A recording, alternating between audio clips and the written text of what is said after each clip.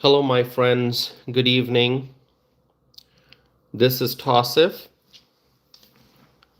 starting a live stream to talk about ongoing issues in the United States.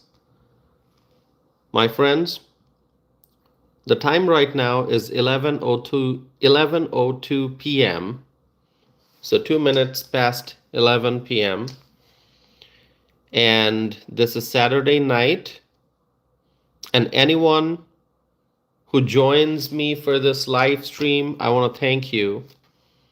And I hope that you'll participate in the live chat window. My friends, food insecurity is a real problem. And this is not a partisan issue. I talk about social and political issues, both domestic and international. And a lot of the things I discuss tend to be partisan issues.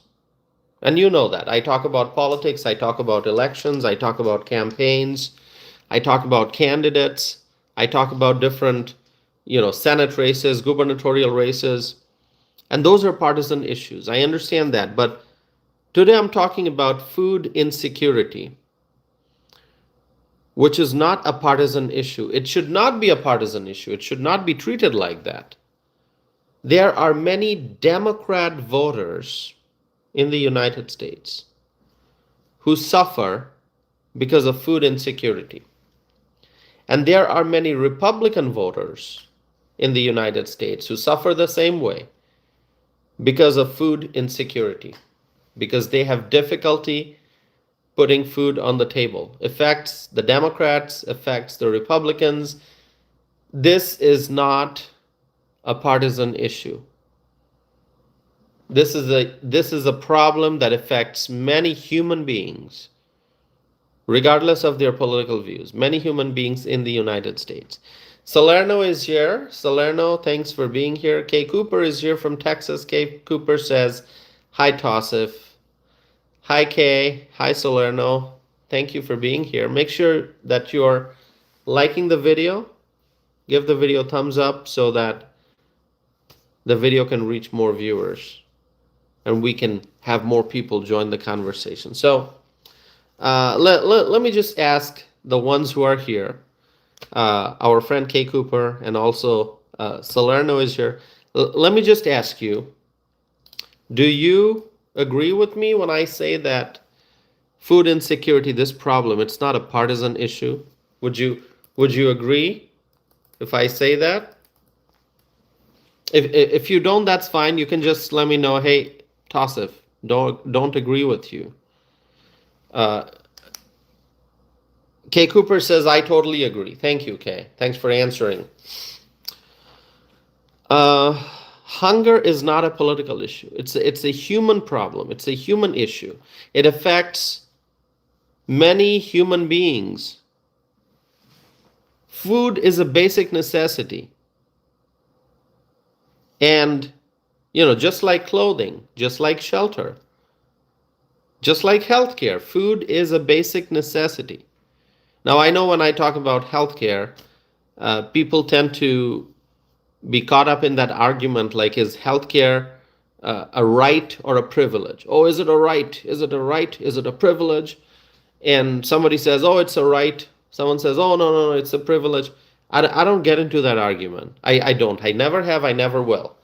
Because I say that healthcare is a basic necessity.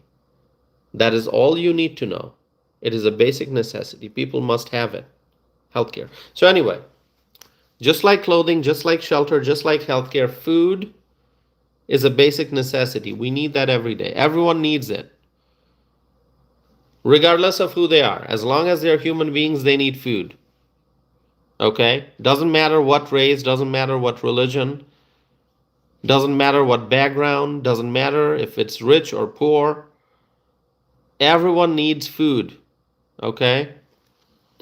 And my friends, this is not the first time that I'm talking about this issue. I know that because there's an ongoing crisis with food stamps being delayed. People are talking about food insecurity. And you may say, Toss, if you're talking about this just because there's an ongoing problem, is that why you're talking about it? No, listen. It was back in 2022, more than 3 years ago, I published a podcast episode. It was a short episode, not an hour-long episode, but it was a short episode that I published back in 2022, a podcast episode talking about food insecurity. And I can actually give you the exact date, March 7th of 2022. It was season 4 of my podcast, and the episode number is number 8. Easy to remember. Season 4, episode 8. I talked about food insecurity on my podcast. It is called Explore and Engage with Anam. For those who don't know what my podcast is, I'm going to write it down. Explore and Engage with Anam. That is the name of my podcast, okay? And if you want to go to my website, hold on. I'm going to share that information with you. My website is tausifanam.net, and my email is tausif@tausifanam.net, and my podcast, I'm going to write it down again for those who have not written that down. It's Explore and Engage with Anam. And what I'm going to do now is I will pin this message to the top of the chat screen so you can see it. Website, tausifanam.net, email, tausif@tausifanam.net. Podcast is called Explore and Engage with Anam. Go ahead, take a look at it. Look for season 4, look for episode 8 of season 4. I talked about food insecurity. So this is not my first time discussing this. Now, my friends, you can go listen to this. But if you think that, hey, okay, 2022 is when you first talked about this issue, no. I had written a letter to the editor back in the year 2020 highlighting this problem that we have in society known as food insecurity. Okay? I've been thinking about this problem for many years because I see people in society who are suffering. Democrats and Republicans, doesn't matter. Like I said, it affects people regardless of their political views. There are Democrats who depend on food stamps. There are Republicans who depend on food stamps. There are other independent voters who depend on food stamps. Many people are affected by this.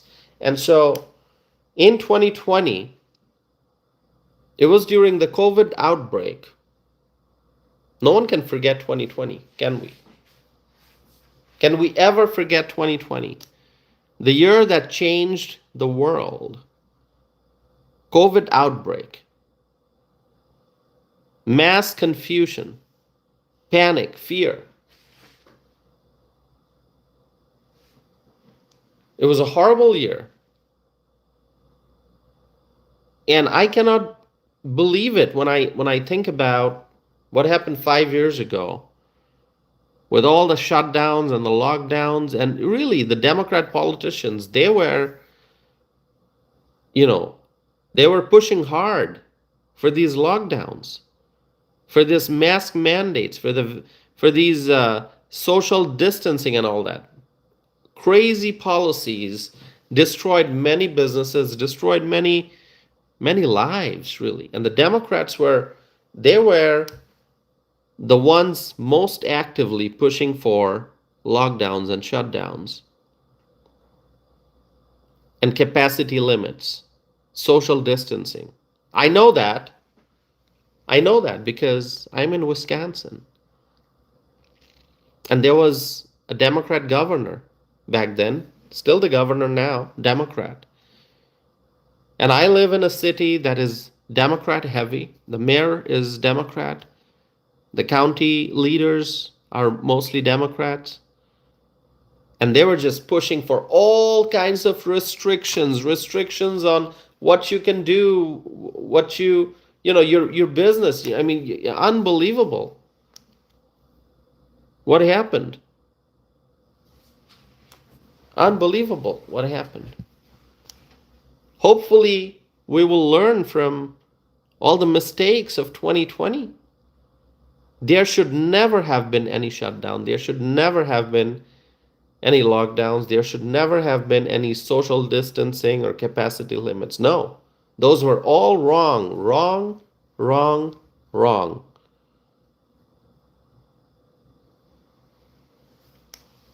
Those are all wrong. There should never be any social distancing. It's a ridiculous term.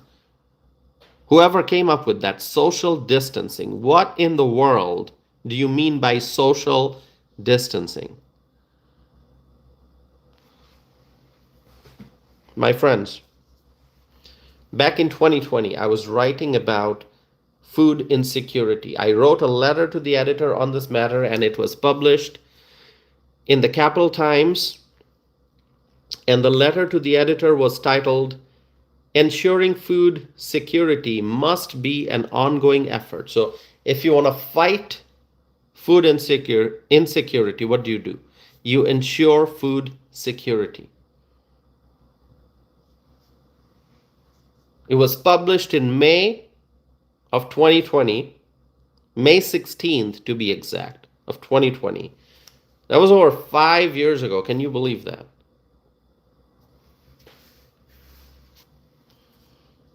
And in that letter to the editor, I highlighted the fact that food insecurity is not just a problem for poor countries. This is a misunderstanding that many people have. They think, oh, food insecurity must be an issue in countries with low income, must be an issue for countries where, countries that are considered low income countries or poor countries. And you might think, oh, the United States of America, we got so much of wealth, we got so much of luxury, we got so much of resources here, so people must be well fed. Well, in reality, there are many Americans, many, who suffer because of food insecurity. I mean, look at how many people are on SNAP, the Supplemental Nutrition Assistance Program. How many people are on the Supplemental Nutrition Assistance Program?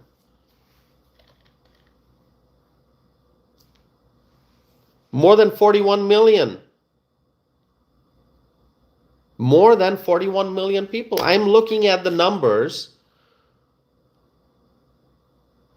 from May 2025, just a few months ago, and the numbers may vary month to month, but if you look at the May 2025 numbers, and I'm looking at the numbers provided by the United States Department of Agriculture, 41 million, more than 41 million people.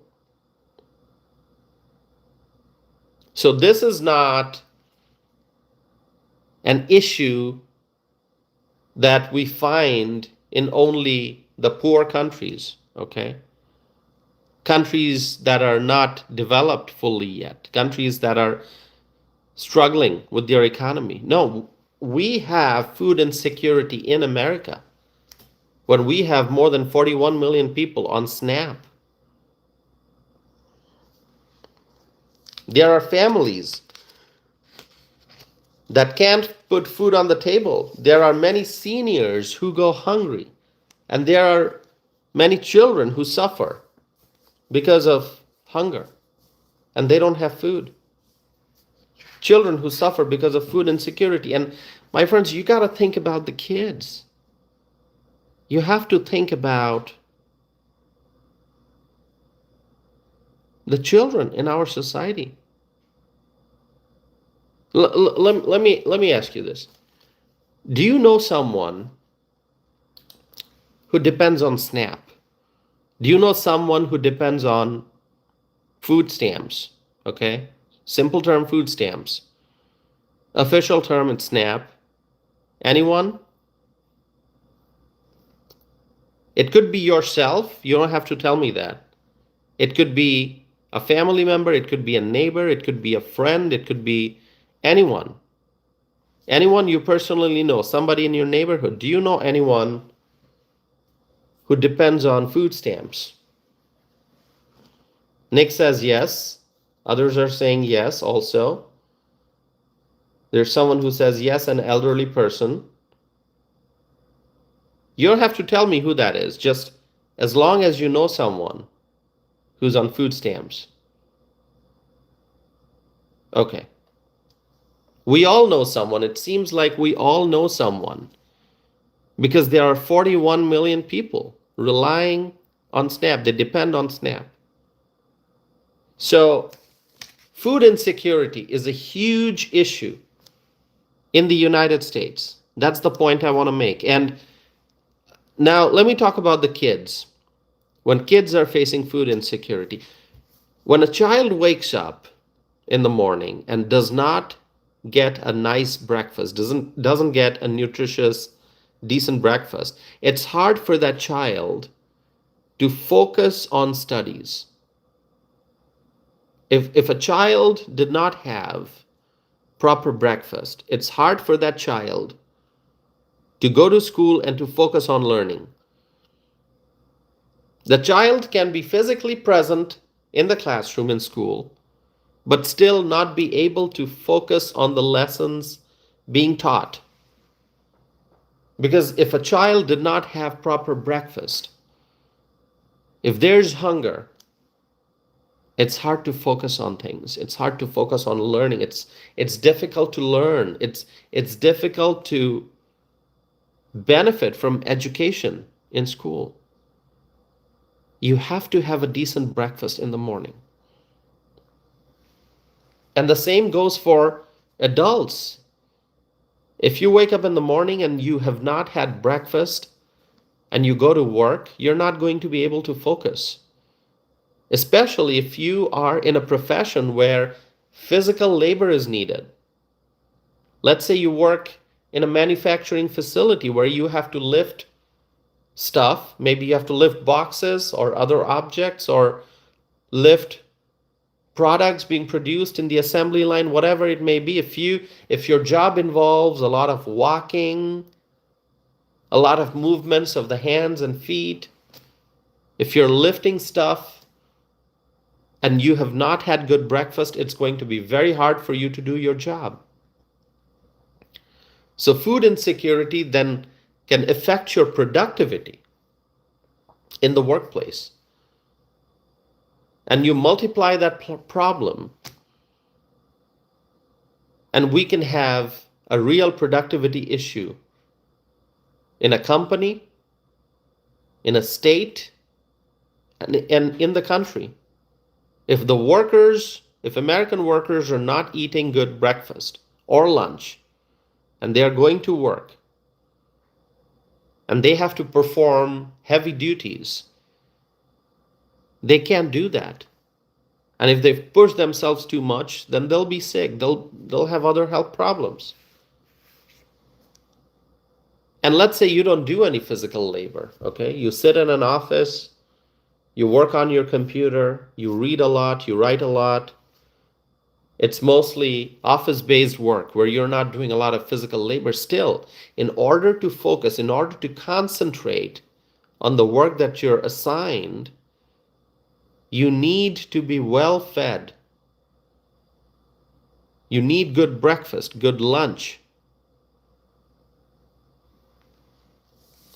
I mean, you can understand when you go to work and you've had a very stressful day and it's afternoon or 1 o'clock and you have not eaten anything and you've got a conference call coming up. You know you're not going to be able to participate fully. You're not going to be able to focus fully if you stay hungry. So you got to go quickly have lunch and then come back. And then you feel energized again. You get your attention, your focus back on work. Very simple. I mean, whatever I'm telling you, these are just very simple things, but important things to keep in mind. So when you have in a country more than 41 million people, depending on SNAP, meaning that they have food security issues. They're suffering from food insecurity. If they don't have access to good food, it's going to be a huge issue. It's not a small population. Our country has more than 330 million people, almost 340 million, I think. Okay? Who knows the exact number? Between 330 and 340 million people we have in the United States. So when we look at the population that's on SNAP, the Supplemental Nutrition Assistance Program, it's not a million, it's not 2 million people out of 330. We're talking about a huge chunk of the population, more than 41 million people. And in fact, in some of the places, they report 42 million. They use a round number. They don't even say 41,700,000. No, they say 42 million. It's that big of a number. So I think as a society, and I'm going to speak in very, very general terms. I'm not going to say me or you or our state or the government or whatever. I'm just going to say as a society, we have a responsibility to make sure that the children are not suffering from hunger. We have to make sure as a society that children have access to nutritious food. And we also have to make sure, when I say children, I mean children, but I'm also going to add that we also have to make sure that our senior citizens, the elderly individuals in our society, that they also have access to healthy food, nutritious food.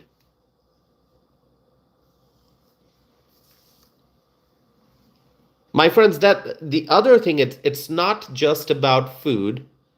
It's about healthy food. It's about nutritious food. It's about ensuring that people have access to food that will actually benefit their health. Not junk food. We're not talking about junk food here. We're not talking about soda, sugary drinks. We're not talking about food with lots of sodium. We're not talking about, food with artificial sweeteners and all that. We're talking about healthy food. Keep that in mind. My friends, if you are here, please subscribe. I would appreciate that. Marjorie is here. Marjorie, good to see you. There are other friends who are tuning in. Those who are new, please make sure that you're subscribing. It is important that you do that, because that's how you support this channel, by hitting the subscribe button. So going back to what I was saying, we have seen in recent days, in recent weeks, and in recent months that there are serious efforts to ensure that artificial elements are taken out of the food that we eat. We want to consume healthy food, good food.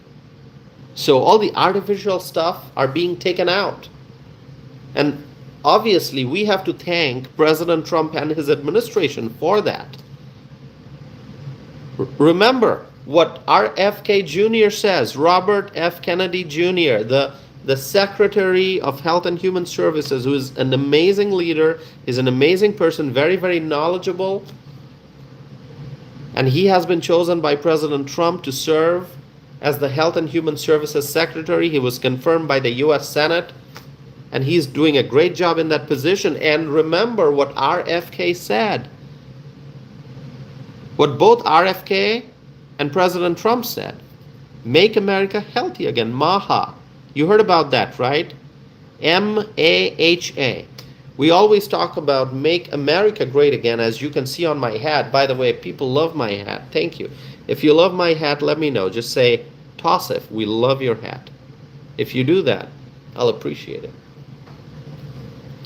But going back to what I was saying about make America healthy again, it's a great initiative. And so RFK Jr. has been working hard to make sure that the artificial stuff, the artificial elements are taken out of the food that we eat. There are efforts to ensure that harmful ingredients are not part of our diet. So when we talk about the need for food security, when we talk about the importance of combating food insecurity, I mean to say that we need food that would actually make us healthy. Food that would meet people's health needs. Food that would not cause harm to one's health.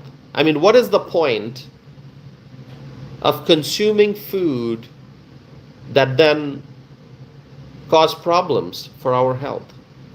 If you are consuming a certain type of food and you end up having diabetes in the long term, what's the point? If you are consuming a lot of salty food, processed food, super salty, and you start having blood pressure problems, what's the point? If you're consuming canned foods, packaged foods, whatever, that give you heartburn because of the harmful ingredients, what's the point? We need food that will help us improve our health. We need food that will enhance our quality of life. We don't want food with artificial ingredients and all kinds of sweeteners and so on and so forth and dyes and all that. We don't want food that will lead to obesity or heart disease or cholesterol. We want healthy food. And so when we talk about food security, my friends, keep that in mind. We want good food. Our society needs good food, nutritious food. And so food security then depends on agriculture, which is also another focus area. We want to ensure strong agriculture in the United States. We need to protect the farmlands. We need to protect our farmers. We need to protect farming. We need to ensure that farmers are able to continue with farming and that they get the help that they need in order to produce more farm products on America's soil, more crops. And here in the United States, there's a very special place called Wisconsin. That's the state in which I live. And you know what Wisconsin is called? America's Dairyland. So here in America's Dairyland, we very well understand the importance of agriculture, farming, and we love our dairy products in particular. So when we talk about ensuring food security, we need to focus on farming and agriculture. We want a strong agricultural sector. And only when we have a strong agricultural sector, when we support our farmers, that we are going to have real food security. Without wonderful farms, we're not going to have good food. I think we all understand that. So going back to the real issue of food insecurity, right now, that's a problem that many Americans are facing. Is there anyone here who's deeply, deeply concerned because the SNAP benefits are being delayed? Anyone here who is strongly concerned about SNAP benefits being delayed? Share with me.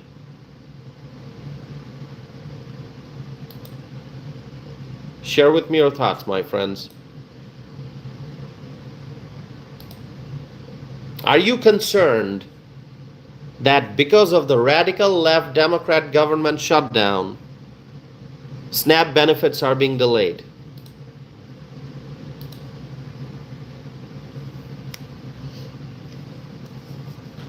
My friends, people who have jobs are suffering from food insecurity. People who don't have jobs are also suffering because of food insecurity. People who are employed but they don't make a lot of money, they're underemployed, they're also suffering because of food insecurity. We hear about the air traffic controllers in the United States. Anyone here who is an air traffic controller? Let me know. Are you an air traffic controller? If you are, or maybe somebody you know is an air traffic controller, tell me, what are you experiencing? Or what is your loved one or your friend experiencing? Because the air traffic controllers are suffering. They're in a lot of pain and they are working, but they're not getting their paychecks and they don't know how to put food on the table. And let me tell you, the air traffic controllers, that is not a high income population. It's not a profession where you make high income. However you want to define high income. Hundreds of thousands of dollars, millions of dollars, I don't know. But the air traffic controllers, they don't make a lot of money, especially those who are young in their profession. The newer air traffic controllers, those who are training to be air traffic controllers, or those who are air traffic controllers, but they have been there only for a couple of years. They're not making a lot of money. And now they are working and not getting paychecks. Now, some of you might say, Tosif, you've talked about this before. My friends, this is an ongoing problem. It is not something that we talk about once and then we just shut up and just forget. No. This is a problem that people are facing every day. Every day that goes by, people are not getting paid. The air traffic controllers, the TSA agents, they're working, they're not getting paid. So I'm not going to talk about this problem once and then just move on to the next subject. It's not going to happen. I'll keep talking about this because you know what? The Democrats, every opportunity that they have gotten so far to vote to reopen the government, they have voted to keep the government shut down. So if you are telling me, Tosif, we heard you talk about this in the last couple of days, why are you talking about air traffic controllers and TSA agents and paychecks not coming? Why? You've said it once. Why don't you talk about something else? No. Go and ask the Democrats why every time they get an opportunity to vote to reopen the government, they vote to keep it closed. Why? How many times? More than a dozen times now they have voted. Do they not think about the air traffic controllers? Do they not think about the TSA agents? Do they not think about all the other federal employees, the essential workers who are working and not getting paid, and also the folks who have been furloughed? And the uncertainty that they're suffering from? Do these Democrats not think about the hardworking American people? What the Democrats are doing is making this food insecurity situation worse. As a society, we always try to combat food insecurity. We want to make sure that everyone has access to good food. The seniors, the children, the working age population. If you work hard, you should be able to put food on the table and provide for your family, provide for yourself, save money for the future. You should not have to worry about lunch or dinner or breakfast. No. But that is the reality that many Americans are facing, a very, very difficult reality, scary reality, working and not getting paid and not knowing where the next meal is going to come from. This is extremely sad. And also, hey, listen, anyone here who is a military service member? Are you a military service member? Tell me. Are you a military service member, or do you know someone who is serving in the military? And what are the military service members going through right now? Especially the young service members who are probably new, who are new in the military. Maybe they've been there just for a few years. I'm not talking about the high-ranking officials. I'm talking about the service members who may be younger, who don't make a lot of money. What are they going through? I saw this really heartbreaking video, and I've seen multiple videos, many videos over the last 1 month, because this government shutdown has been going on for over a month. Can you believe that? More than a month. As soon as the month of October started, the government has been shut down, starting October 1st. And now October is gone. We are in November now. And the shutdown is ongoing.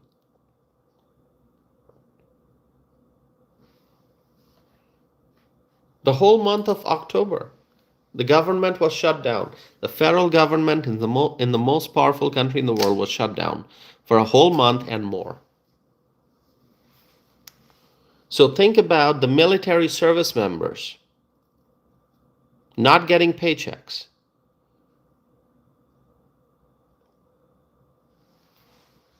It is extremely sad.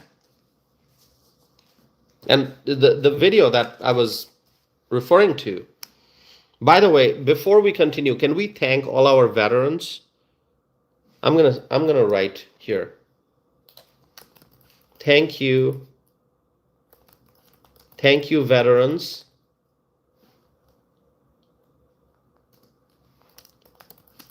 Thank you, military service members. We are grateful for their service. Everyone in the military, whichever branch of the military you serve in, Army, Navy, Air Force, whichever branch of the military you serve in, you serve our country. Thank you so very much for your service. Everyone, whatever your rank, whatever your position in the military, we thank you for your service.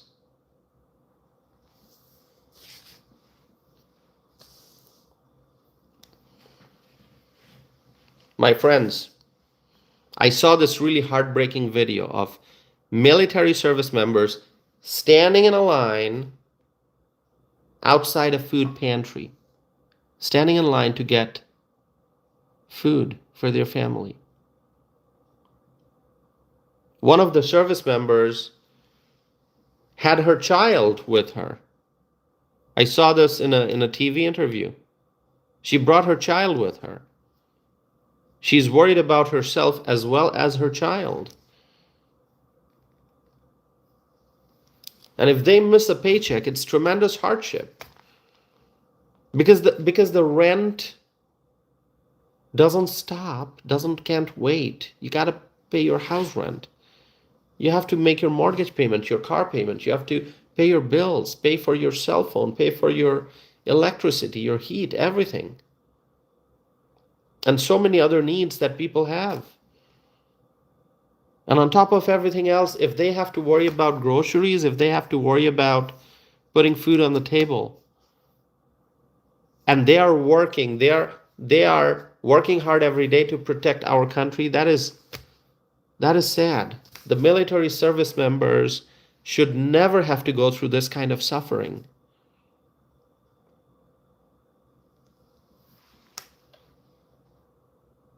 My friends,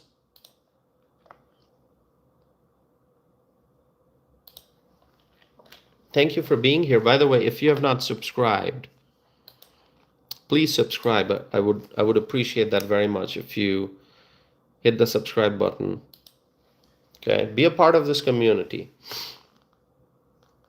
John is here, John Drake, saying, MAGA, Maha, we love your hat. Thank you, John.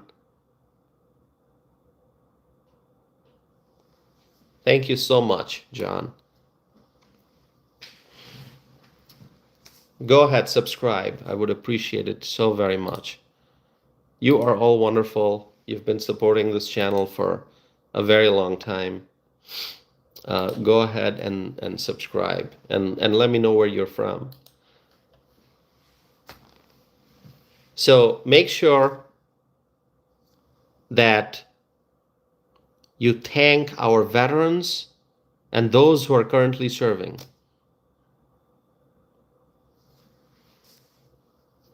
So I was talking about food insecurity 5 years ago, 3 years ago. I've been talking about it over the years. And now more than ever, we have to think about the men and women who are suffering because of hunger, the children and the seniors, the human beings, those who are suffering. There are over 41 million Americans on SNAP. Now, the bigger question, my friends, the bigger question is, how do we lift people out of poverty? I listen, if you say Tosif, you've asked a very complicated question. I don't think there's a simple answer. I get it. I understand. But I want you to think about it. How do we lift people out of poverty? It is something that we need to think about as a country, as a society. How do we lift Americans out of poverty?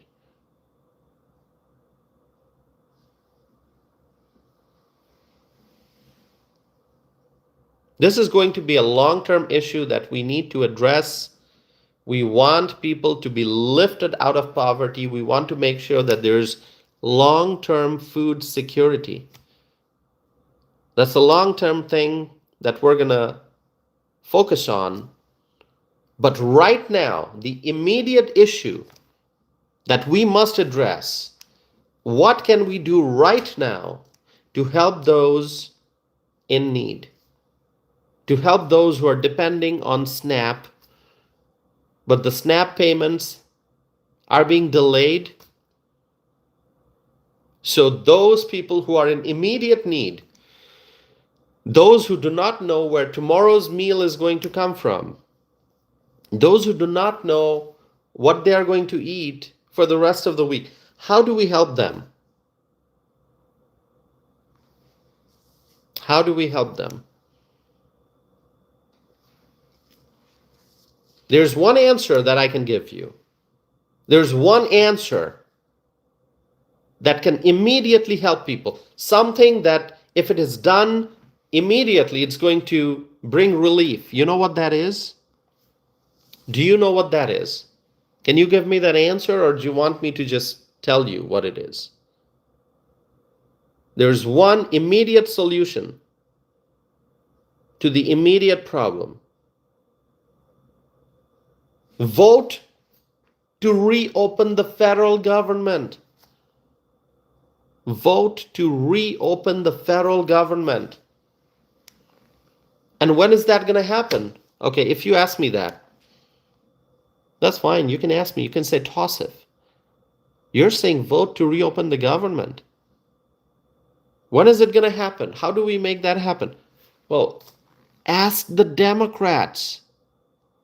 Ask the Democrat politicians in Washington. Ask the Democrats in the US Senate, because they are the ones who are keeping the government shut down. They are the ones who had multiple opportunities to vote to reopen the government, but each time they got the opportunity to vote, they voted to keep the government shut down. So you got to talk to the Democrat politicians and ask them, hey, our military service members are struggling. Our TSA agents are struggling. Our air traffic controllers and so many other federal employees. They're suffering. They're not getting paid. Many are furloughed. What's going to happen?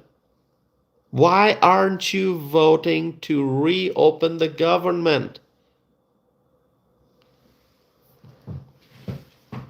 It's an answer that the Democrats have to give you. They are the ones who are responsible for this crisis. You got to talk to the Democrats, the Senate Democrats. Ask them, why are they keeping the government shut down? Here in Wisconsin, okay, let's talk about Wisconsin. You might wonder, Tosif, you just gave us a number, close to 42 million people on SNAP. But how many people in Wisconsin is on SNAP?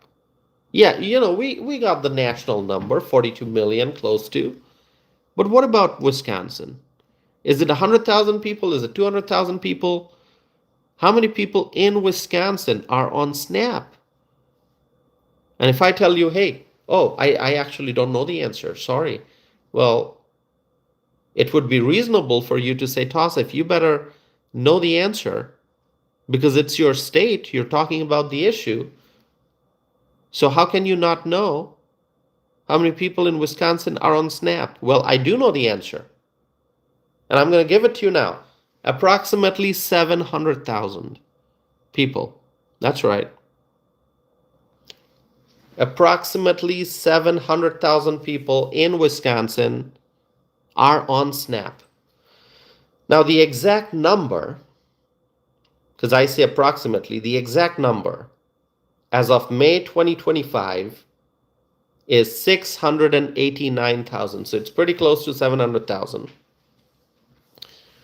That's Wisconsin. That's the number for Wisconsin. Now, I don't know how many of you are from Wisconsin. You're probably from different states. Look, I got to ask you a question. I'm going to ask a question now. Let's see who can answer this. Do you know which American state has the highest number of people who are on the Supplemental Nutrition Assistance Program? I'm going to give you a minute, and then I'll answer that. But can you tell me how many people, not how many people, which state has the highest number of people on SNAP? Let me see some guesses. Okay, Michael is saying West Virginia. Keith is saying California. Is it Lowry? Lowry is saying California. I'm sorry if I'm mispronouncing your name. Richard Miller is saying New Mexico. Jay is saying Mississippi. Rochester is saying California. Stacy, good to see you. Stacy is saying California. Darren is saying Georgia. Jesse is saying between California and probably Texas. Richard is saying New Mexico. Okay. Funny is saying Arkansas. There's another viewer saying California, another viewer California. There's someone who's saying, hold on a second, let me scroll back here. There's Teresa saying Florida, okay. Another viewer saying Texas. Lona is saying Louisiana. Jay is saying Mississippi. Dan is saying New York. Kevin, what did you say? Let's scroll back. Kevin is saying New Mexico. Sweet is saying Nevada. Another viewer saying Virginia. Rudolph is saying Louisiana. There's Phil is saying Oklahoma. James is saying Puerto Rico. Well, I said which state. Puerto Rico is not a state, okay? Puerto Rico is not a state. I said which state, okay? You can't, not taking into account the territories. I'm talking about the state. Funny is saying Mississippi. Okay, I'm going to give you the answer. Keith is saying Minnesota. All right. Let me give you the answer. And I think some of the people here, they made the right guess. It is California. California is the state with the highest number of people on the Supplemental Nutrition Assistance Program, SNAP. California. Highest number of people. Now, I said highest number of people. I did not tell you that number. Can anyone make a guess? How many people in California are on SNAP? Just give me an estimate. It doesn't have to be an exact figure. Just give me an estimate, a rough number. How many people in California are on Snap?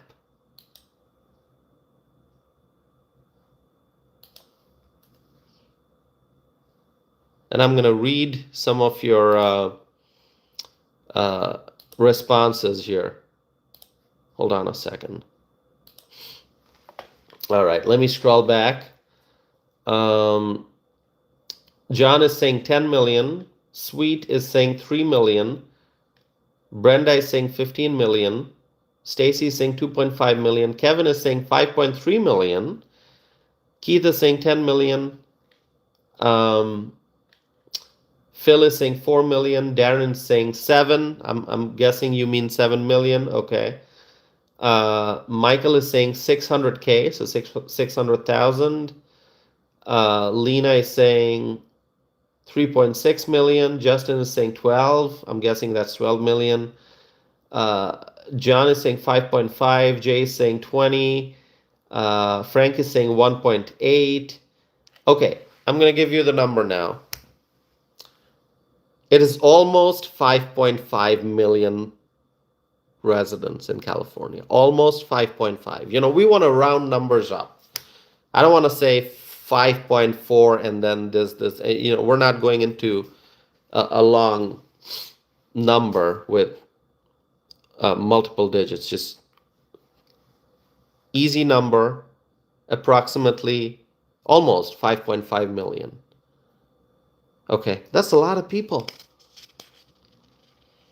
Almost 5.5 million people in California who depend on Snap.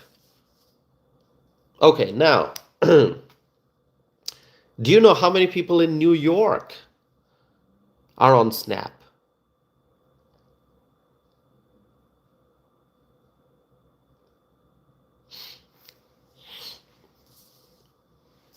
How many people in New York? We're now talking about, so we're going from the West Coast to the East Coast. How many people in New York are on Snap? Who can guess that number? We're just having a little quiz here, sharing some data just to give you a sense of what's going on in the country, both in the East Coast and the West Coast. And both of these are Democrat-heavy states. Okay, Keith is saying 5 million, Brenda 3.7, Jay is saying 2.5, Lena is saying 2.6, John is saying 3, Jesse is saying between 1 million and 10 million. That's a big range, Jesse. Be more specific. Kay Cooper is saying 4 million, Stacy is saying 3 million. All right, let me give you the number. Stacy, you said 3 million, right? Okay. Approximately 2.9 million, so that's pretty close. Stacy, you said 3 million. John also said 3 million, I believe. Lena said 2.6. It's a little more than 2.6. It's approximately 2.9 million. So if you said 3 million, you're real close. Okay. Michael Brown, good to see you. That's our friend Michael Brown. Tuning in from Australia. Good to see you always, Michael. Thank you for being here. Everyone say hello to our friend Michael Brown from Australia. Okay, so approximately 2.9 million people in New York are on Snap. Now, we're going to go to a very different state. We talked about the big ones, right? We talked about California, 5.5 million people on Snap. We talked about New York, 2.9 million people on Snap. Now let's go to Wyoming. Wyoming. Okay, can you tell me how many people in Wyoming are on Snap? Make a guess. Don't look it up on the internet, please. No. How many people in Wyoming are on Snap?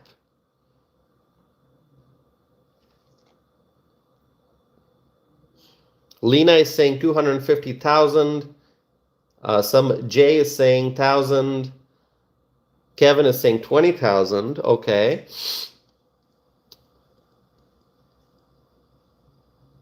Brenda is saying 730,000. Okay. Ozo is saying 15,000.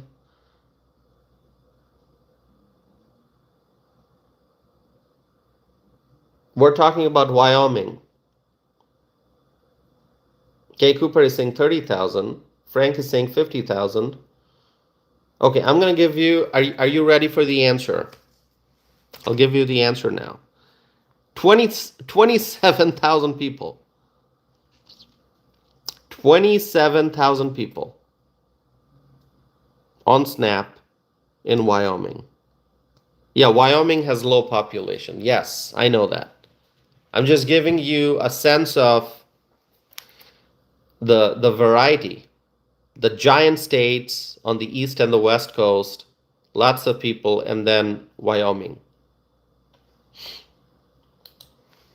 Wyoming has 27,000 people on SNAP versus 5.5 million people in California and 2.9 million people in New York on SNAP. Wyoming is only 27,000. And there are a few other states like Montana, it's 80,000.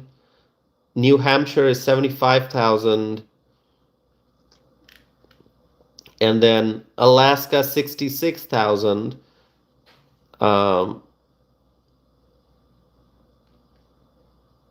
North Dakota, 57,000. South Dakota, 75,000. Vermont, 64,000. So these are the states. I'm not talking about the territories. I'm not talking about, Puerto Rico or, some of the islands. I'm not talking about the Virgin Islands. I'm not talking about Guam. I'm not talking about, some of the other places. Just talking about the states. But if you look at some of the other territories like Guam, it is 38,000. Okay, 38,000 people in Guam. And if you talk about the Virgin Islands, it's 20,700, so almost like 21,000. That's Virgin Islands. If you talk about somebody mentioned Puerto Rico, right? Let's see if we get the Puerto Rico number here. I don't have the. Do I have the data for Puerto Rico? No, I don't see Puerto Rico. I don't know how they do it. It says the following areas receive nutrition assistance grants which provide benefits analogous to the supplemental nutrition assistance. So I think Puerto Rico, American Samoa, and the Northern Marianas, they have a different system there. Okay. So I'm actually, so in case you're wondering what I'm looking at, I am looking at some data and statistics from the Food and Nutrition Service of the U.S. Department of Agriculture. So you go to the USDA website and you look at data and research and program data and SNAP tables. You're going to see lots of information. There are different tables that you can look at. All right.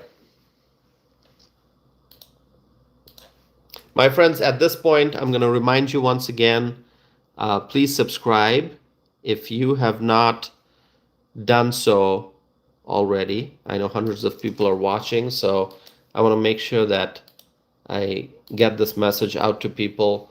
If you want to support this channel, all you do is hit the subscribe button. I would appreciate that very, very much. Okay. Doesn't cost you any money. You just hit that button and be a part of this community.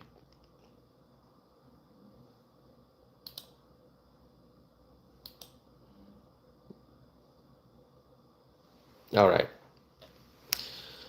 So California is a Democrat state with millions of people on SNAP. New York is a Democrat state with millions of people on SNAP. And yet, the California and New York Democrats have voted to keep the government shut down. Why? I don't understand that. Why? California and New York, they have, if in that list, they have some of the highest numbers. California is the highest number, 5.5 million people on SNAP.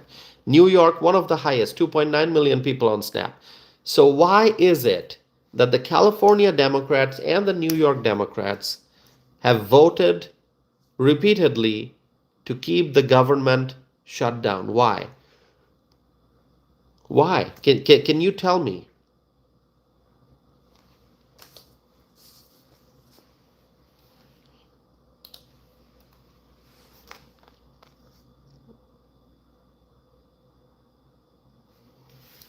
I know a lot of comments are coming in. It's hard for me to read just because the comment section moves really fast.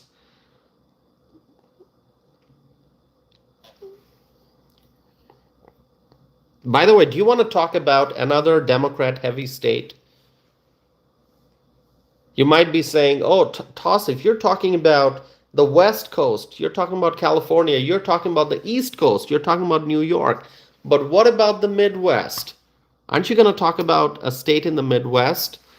A Democrat-heavy state in the Midwest, Illinois? Close to 1.9 million people in Illinois depend on SNAP. Anyone here from Illinois?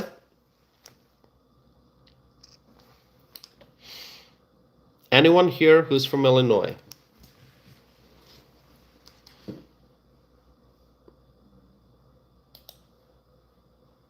Let me know if you are from Illinois.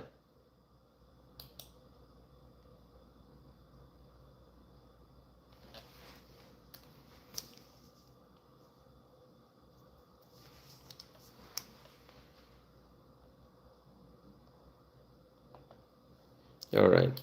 I don't think I can read all the comments, but I see the comments coming in.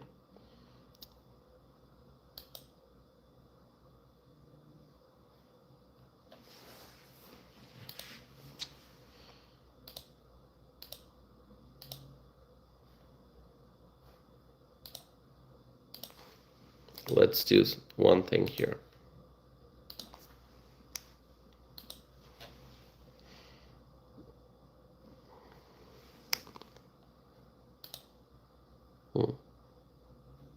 Okay.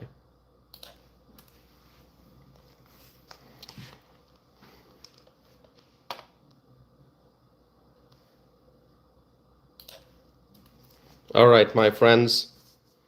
So I'm happy to answer questions that you have. Just make sure you write meaningful questions in the live chat. I would appreciate that very, very much. Write meaningful questions in the live chat, okay? I know that those who are watching this, many of you agree with what I'm saying. Many of you don't agree with what I'm saying. Many of you love my hat. Many of you don't. People with different viewpoints, different political ideologies, they're coming here and they either like what I'm saying or they don't. But you know what? I always emphasize that we must have decent dialogue. We must be able to have meaningful conversation in spite of the differences that we may have in opinion. We want to encourage dialogue. So I'm going to request you, please, if you are writing a question, write a meaningful question, something that would help enhance the environment that we have on this channel, okay? We want people to ask proper questions and get proper answers. Okay, Paul is here. Hello, Paul. Good to see you. Thanks for being here, Paul. Michael Brown says, we like the hat. Thank you, Michael Brown. John says, God bless you, Tasa. Thank you so very much. So, my friends, my whole point of this conversation, and I'm going to wait for your questions, so make sure you ask them. But I just want to say the whole point of me doing this live stream is to say that food insecurity is a big problem, but this is not the first time I'm talking about it. I'm not talking about it just because there's a SNAP crisis going on right now. I have talked about food insecurity back in 2022, more than 3 years ago. I wrote about food insecurity more than 5 years ago in 2020. So this is a topic that has been on my mind for a very long time. And even before that, maybe I didn't write, maybe I didn't do a podcast episode before 2020 because, I started podcasting in 2020. Um, Before that, maybe I didn't write about it. I didn't publicly do, a video or a podcast episode on this. But I have always thought about the issue of food insecurity. It's been on my mind um, since I started learning about this world, and it's a real problem. It needs to be addressed. I think like I said, it's not a partisan issue. It's a human society issue. We have abundance, we have abundant food on earth. Why should people still go hungry? Why should children still suffer? Why should senior citizens still suffer when there's so much of food in the world? Okay, and in the United States.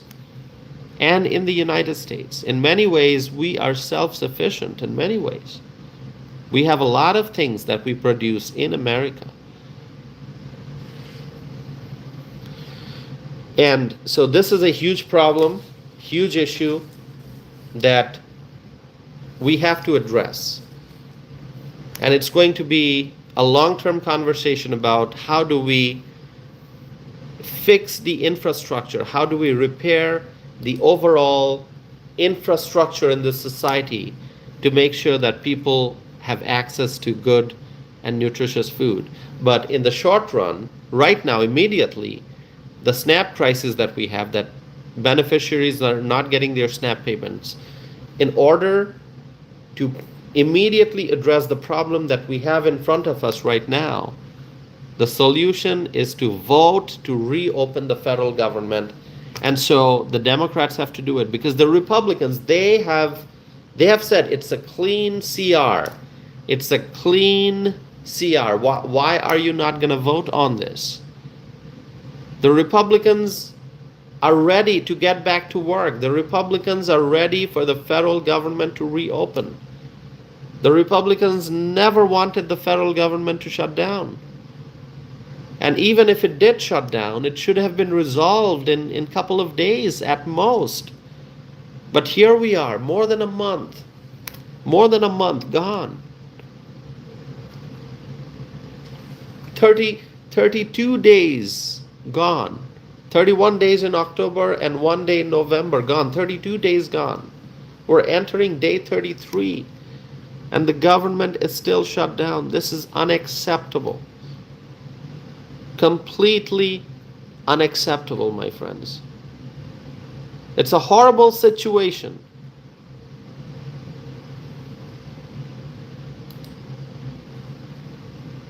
The longer this goes on, the more people will suffer.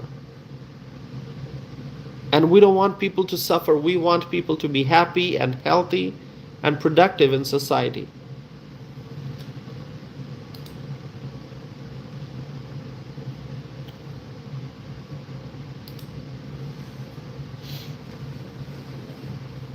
Okay.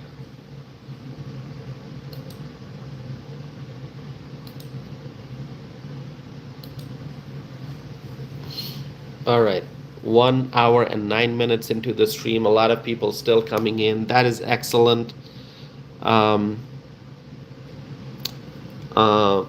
Michael, you're asking about the longest shutdown. I think it's 35 days. Let me just double check. The longest government shutdown. I think it's 35 days. It was, 35 days was the longest government shutdown. And, this time, this may end up, if this shutdown continues for a few more days, this might end up being the longest government shutdown if this goes on for a little longer.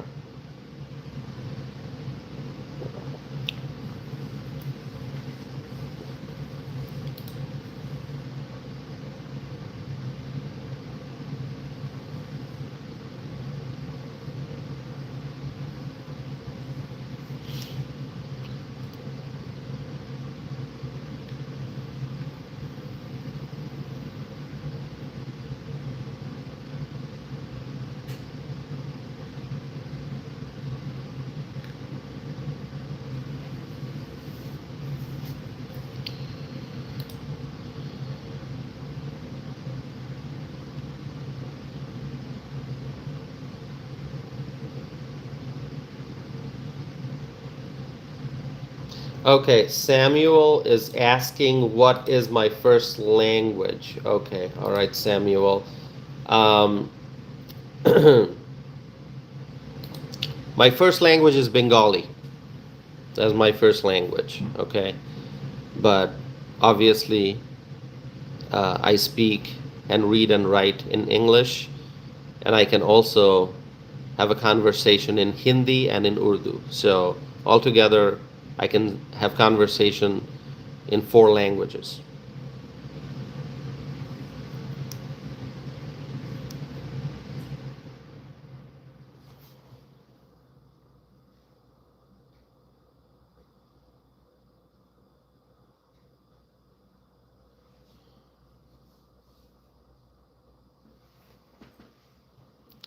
Bradley, the Democrats. Okay, so I'm going to give you the quick version.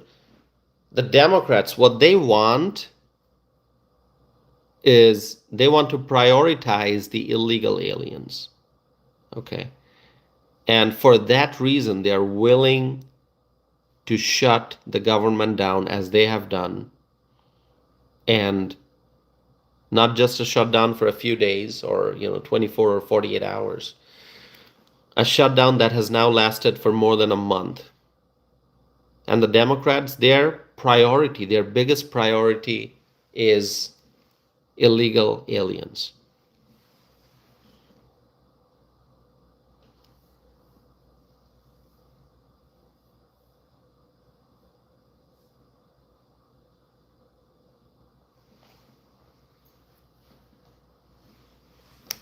Michael Brown is saying that he has trouble with English sometimes. You have trouble with English, Michael Brown? I don't think so. By the way, Australian English is interesting. It's obviously different from the way we speak here in America. And, my accent is different, obviously, because I did not grow up in America. Um, so mine is a fusion. It's a mix of different things. But in Australia, I actually enjoy the Australian English. Um, and and we've talked about this before, I think. So if you are like me and you grew up watching cricket, the sport, a lot of the commentators in cricket are either they are from the United Kingdom or they are from Australia. So I grew up watching cricket, the matches, the cricket matches on TV, and listening to Australian commentators. So I love the Australian accent. I love it. And it can vary, obviously, even in the same country. Like here in the United States, if you go to the South, it's a different accent versus what you might hear in New York or New Jersey versus what you might hear in Wisconsin. We have some special terms and some special accent, certain way of saying a few words, certain things we pronounce differently in Wisconsin than the rest of the country. So it's all interesting. It's all fun. But Australia has a very, very special accent, and I love it. And it's just like my personal connection to that is that I have the early memory of watching cricket as a young boy, watching cricket, sitting in front of TV, growing up in Bangladesh, watching TV, and watching those cricket matches, and you would hear the Australian commentators and of course the British commentators, and it's amazing. You think about that, and it takes me back to my childhood days. Uh, yeah, the Southern accent in the United States, that's amazing. I love it, the Southern accent.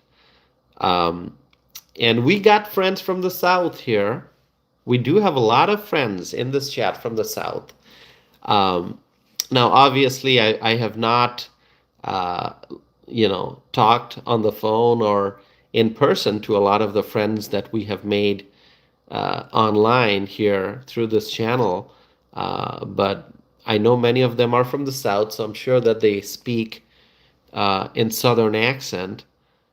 Maybe our friends from Mississippi, or we got friends from Texas here, um, uh, and others. Alabama, we got Alabama, we got Louisiana. uh, if you want to self-identify, anyone here, our friends, if you want to identify yourself and say, "Hey, I'm one who speaks with a Southern accent," you can write that. You can write that. If I have not spoken with you on the phone or in person, and I don't know what your accent is, but you got a Southern accent, you want to mention that in the live chat, you can do that.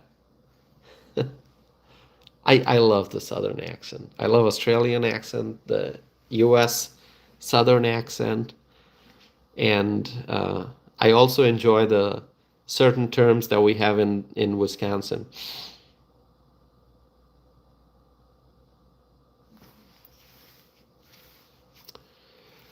Okay. Wow, 96 likes on this video today. Isn't that awesome? 96 likes. Wow.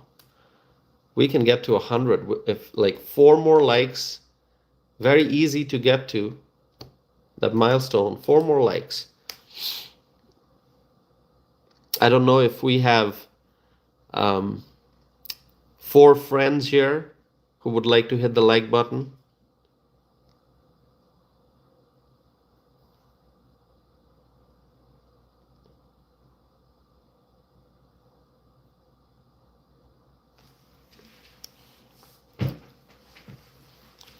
$97. All right. That's great.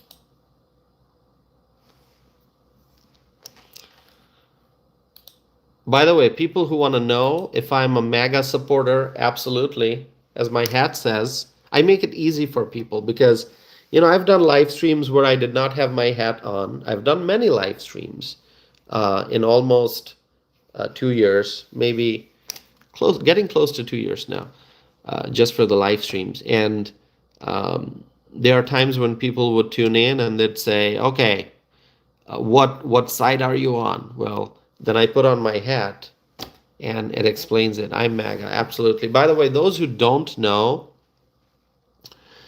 when Donald Trump visited Waunakee, Wisconsin, which is in the same county where I am, last year, actually, this was October of last year, before the November election. When President Trump visited Waunakee, Wisconsin, the reason why that visit was so special is because for the first time since 1996, a Republican presidential candidate visited Dane County, Wisconsin for a campaign event. Okay, I'm going to say it again.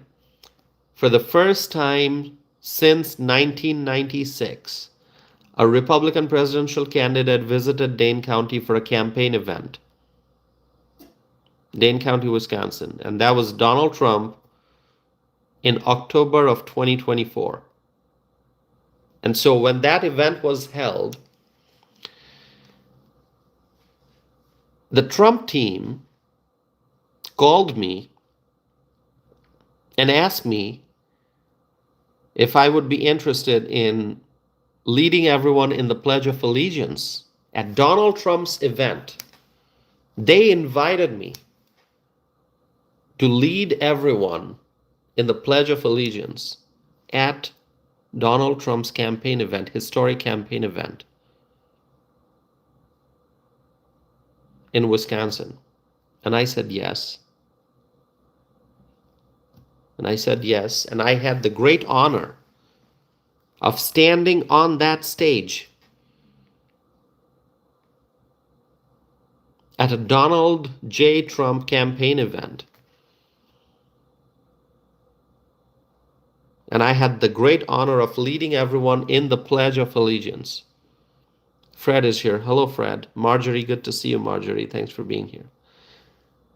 So, and then obviously, after I was done with the pledge, I had front row seat at that event.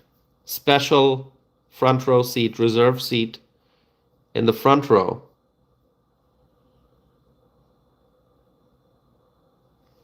And so the reason I mentioned that for those who are new here, if you're asking if I'm MAGA, if I'm on the Trump team, if I'm on the America First team, if I'm on the Make America Great Again team, yes, I support Donald Trump. Yes, I believe in making America great again. Yes, I believe in putting Americans first.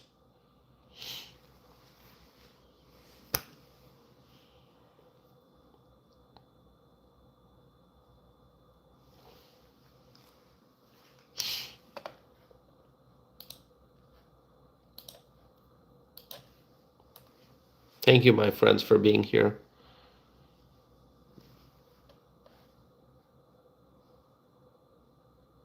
Any other questions you have for me? Let me know.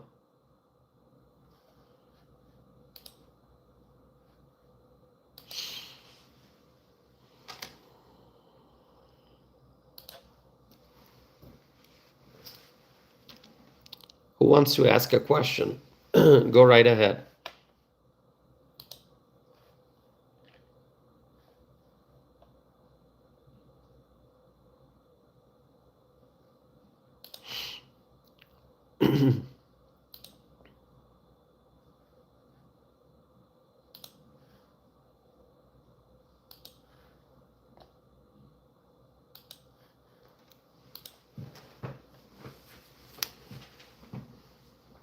Chuck is saying, thanks for supporting our great president. Always, Chuck, always.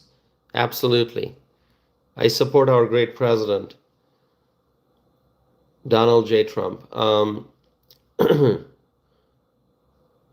Bradley is asking, what is the path towards reopening the government? Very simple.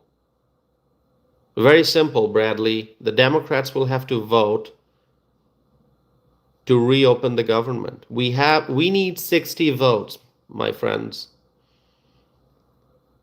So we have to get to 60 in the Senate. And for that, we need some Democrat senators to vote with the Republicans. Okay? We need some Democrats to vote with the Republicans to get to 60 so we can reopen the government.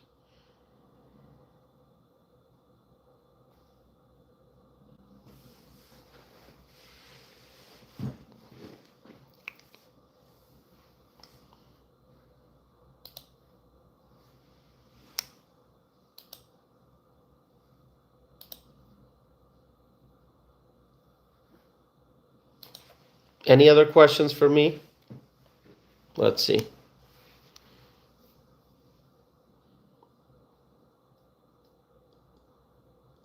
Okay, someone's asking, whose fault is it really? Well, if you want me to answer the question, whose fault is it? Well, who is the leader of the Democrats in the Senate? It's Chuck Schumer. It's Chuck Schumer's fault. Chuck Schumer can simply, like, right now, he can tell his caucus, the Democrats in his caucus in the Senate, just, hey, let's go, let's vote, let's get to 60 votes, let's pass this clean bill, this clean CR, and let's get to work, let's reopen the government. So that's why it is called the Schumer shutdown. There's a reason for that. There's a reason for why it is called the Schumer shutdown.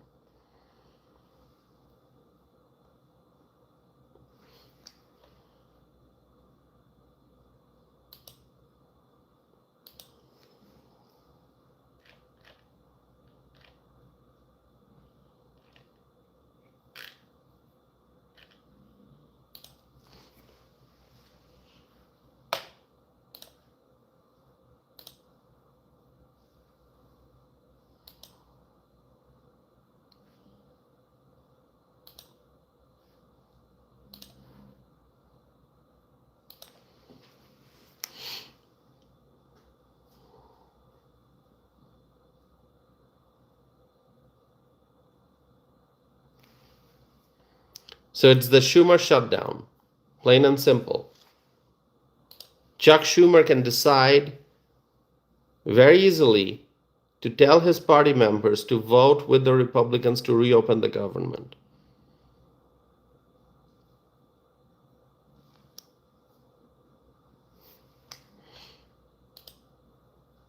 All right. Wow, getting close to 1 hour 30 minutes.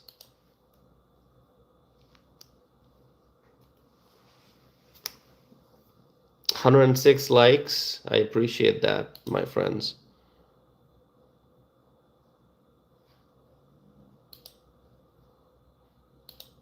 Okay. All right. I think I'm gonna wrap this up now. This is my second live stream of the day. Oh, we're past midnight now. Okay. All right. I'm going to wrap this up. I appreciate you all being here, my friends. Thank you so very much. There's going to be a lot more to talk about. There are so many different topics. And I hope that you stay connected with me so that we can continue having these very important discussion. Okay. So my friends, thank you so very much. Let's hope that the government reopens soon. And remember, if the government reopens, then the immediate problems can be addressed, because the immediate crisis right now is that federal workers are not getting paid, and also those who depend on SNAP, they're not getting their benefits. So please continue to pray for our military service members, our air traffic controllers, our TSA agents, and all the federal workers and their families who are suffering because of the shutdown. And please continue to pray so that the government can reopen as soon as possible. And also, in the longer run, we have to come up with a really solid plan to ensure that we can have food security in America. Okay, we need to fight food insecurity to ensure food security so that people have access to nutritious and healthy food. So with that, thank you so very much, my friends. May God bless you all. May God bless President Donald J. Trump. May God bless the Trump administration. May God bless the United States of America. May God bless our U.S. allies. And of course, may God bless our Republican leaders in Washington who are doing a great job. And may God bless freedom-loving people all over the world. With that, thank you so very much, my friends. I see Behave is here. Behave, good to see you. Thanks for being here. I'm just wrapping this up. Hope you'll watch the replay. Thank you, my friends. And remember, together, we will make America great again. Have a wonderful night, my friends. I'm going to be back again very soon with more videos and more live stream. Thank you. Have a good night.